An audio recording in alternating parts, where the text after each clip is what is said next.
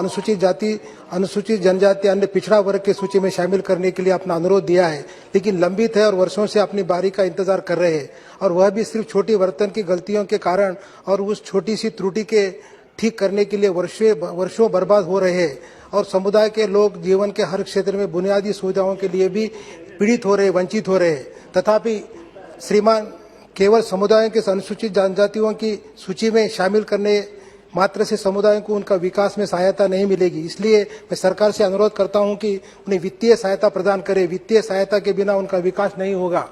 महोदय, वे बहुत सारी समस्याओं का सामना कर रहे हैं। उनकी आर्थिक और रोजगार की स्थिति बहुत ही दयनीय है। हमारे वित्त मंत्री और वित्त मंत्रालय के अधिकारियों ने हमें बताया है कि सरकार का राजस्व दिन ब दिन बढ़ता जा रहा है, लेकिन सरकार उन आदिवासी समुदायों के आवंटन और अवसरों पर कम करने की कोशिश कर रहे हैं। महोदय, डॉक्टर B.R. अम्बेडकर ने कहा, लोकतंत्र समानता का पर्याय है, लेकिन अब हम आम लोगों और आदिवासियों में पूर्ण असमानता देख रहे हैं।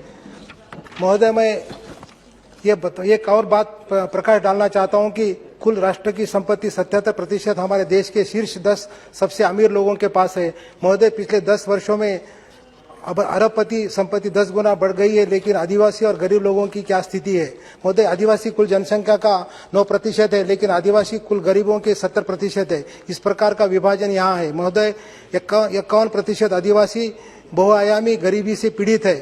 माननीय से एक और अनुरोध है मंत्री है कि SC और ST के लाभ देने के संबंध में SC और ST के कुछ ऐसे समुदाय है जो आरक्षण का लाभ नहीं उठाते। वो शौचालय की सफाई और ऐसे छोटे छोटे काम करने के लिए मजबूर हो जाते। इससे शिक्षा और रोजगार के मामले में असमानता बढ़ रही है।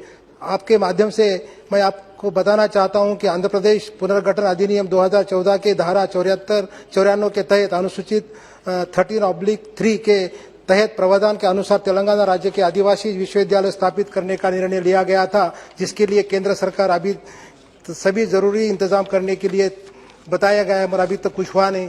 और राज्य सरकार की ओर से इस संबंध में वरंगल के पास मुलुगु मंडल के जकाराम गांव में 512 एकड़ भूमि को राज्य सरकार द्वारा इस संस्था को स्थापना के लिए पहले ही चिन्हित किया गया है। आदिवासियों के लिए यह विश्वविद्यालय तेलंगाना के वरंगल में जनजातीय आबादी की बड़ी संख्या को देखते हुए अत्यधिक प्रासंगिक और उपयुक्त होगा।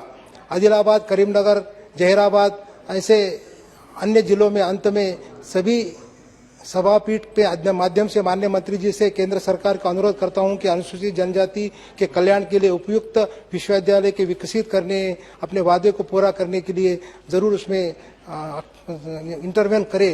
महोदय, मैं आगे तेलंगाना में जाति जनगणना की मांग करता हूं कि क्योंकि अनुसूचित जनजाति OBC के विकास के योजना के लिए जाति जनगणना बहुत महत्वपूर्ण है। जब तक हमें संख्या का पता नहीं चलेगा, एक मिनट मैडम, पता नहीं चलेगा कि हम उनके उत्थान के लिए प्रभावी ढंग से कैसे काम कर सकेंगे। इसके अलावा हम तेलंगाना राज्य के अनुसूचित जाति और अनुसूचित जनजाति के लिए उनकी जनसंख्या प्रतिशत के अनुसार आरक्षण में वृद्धि की मांग करते हैं।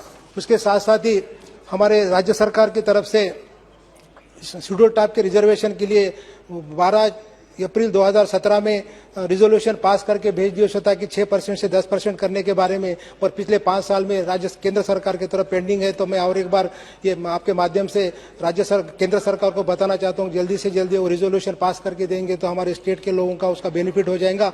उसी के अलावा तेलंगाना राज्य में जो वेलफेयर स्कीम ज़्यादा रहने की वजह से हम 10 जिले से 33 जिले बनाए। सो एक्ट के हिसाब से जो एकलव्य मॉडल स्कूल्स जो 33 डिस्ट्रिक्ट में देंगे, ऐसा उम्मीद करता हूं। उसके लिए हमने पिछले हफ्ते में प्रोटेस्ट भी किए थे कि 33 एकलव्य मॉडल स्कूल चाहिए और रिजर्वेशन 6% से 10% चाहिए। और अंत में मैं ये बताना चाहता हूं कि जो हमारे ST के जो संत महाराज है, संत सेवालाल महाराज की जयंती राज्य सरकार की तरफ से मनाई जाता है, उसी तरीके से केंद्र सरकार की तरफ से मनाई जाए तो उनके लिए एक बहुत बड़ा तोहफा होगा, ऐसा बताना चाहता हूँ। सभी को धन्यवाद देता हूँ। Thank you madam.